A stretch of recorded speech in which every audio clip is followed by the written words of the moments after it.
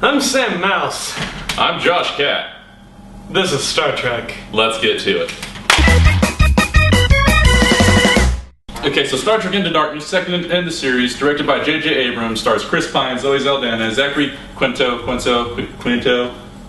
Quinceañera. Also stars Benedict Cumberbatch, as some of you know him from the Netflix BBC series Sherlock Holmes. Okay, so the story pretty much happens like this. Benedict Cumberbatch plays this guy named James Harrison, and he's like, I can save her. And then this one dude's like, what? And then he saves her, but then he blows up this place, and then he kills one of Kirk's friends, and then Kirk gets angry, and he's like, I want to go after him, reinstate me. And then the Admiral's like, are you sure you want to go after him? I'm not sure you want to go after him. Kirk's like, I want to go after him. Sure you want to go after him? I want to go after him. Okay, so he lets him go after him, and then pretty much Cumberbatch surrenders to Kirk, and then it turns out that the allies of Kirk aren't really his allies, and then Spock gets kind of crazy because Kirk has to go to the whole moral of the story of needs of the few outweigh the needs of the many, or the needs of the many outweigh the needs of the few, whatever that thing is. And then pretty much Spock goes apeshit, and then Cumberbatch pretty much takes the Awesomeness Award. Well, wouldn't you think that that movie really had a direct translation with Stephen Hawking?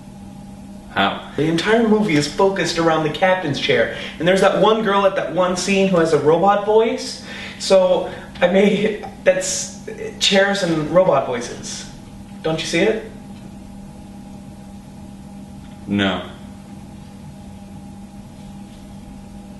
So I know the acting of the movie was actually really great. I loved every minute of it. Mm-hmm. It was just really perfect, and Benedict Cumberbatch, whatever, he was just magnificent. Wasn't he? I mean, like, his voice, he steals, like, every scene, like, to the point where, like, Cumberbatch could be talking to a pile of while eating a pile of I would still find that more majestic than a unicorn that's puking up rainbows, that has a baby with Jesus, that's covered in sprinkles. How'd you do that with your voice?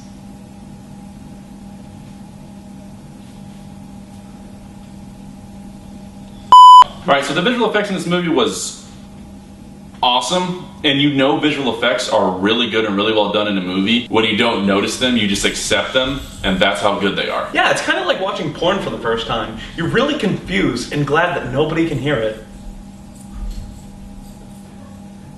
I am really trying to connect the dots right now.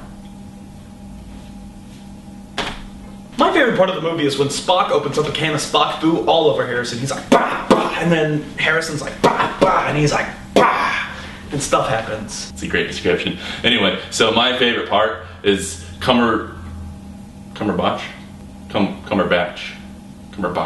My favorite part in general is just when Sherlock speaks. He's absolutely fantastic. I can't get over it. It's like ruthless and majestic, and I can't wait to hear him as Smaug the Dragon. Yeah, that's right. Spoilers. He's going to be Smaug the Dragon in The Hobbit. You could have just IMDb'd it too, but spoilers. Just kidding. It's not really a spoiler. It's just an acting thing. I don't know. Will we ever be on IMDb one day?